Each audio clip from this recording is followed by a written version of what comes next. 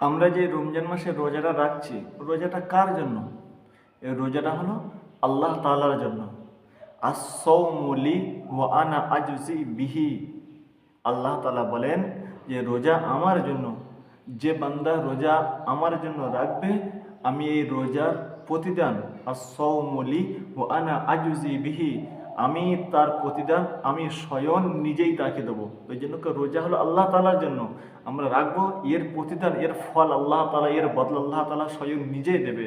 আর এই বিশেষ করে রমজান মাসে বিশেষ করে বাড়ি মহিলারা দেখবেন এই খাওয়া দাওয়া রান্না বান্নার ঝামেলা থেকে মগরিবের সময় ইফতারের দোয়াটা ভুলে যায়। হ্যাঁ, সেহরির সময় আল্লাহ তাআলা দোয়া কবুল করে, ওই দোয়াটার টাইমটা কেউ পায় না, রান্না খাওয়ায় ঝামেলা কাজের ব্যস্ততাকে এই সময়টাকে পার হয়ে যায়, কিন্তু আল্লাহ তাআলা ওই সময় প্রত্যেকটা বান্দার দোয়া কবুল করে, প্রত্যেকটা বান্দার দোয়া কবুল করে। বান্দা আল্লাহ তাআলার কাছে ওই সময় যা চাইবে আল্লাহ তাআলা তার দোয়া কবুল করবে অবশ্যই।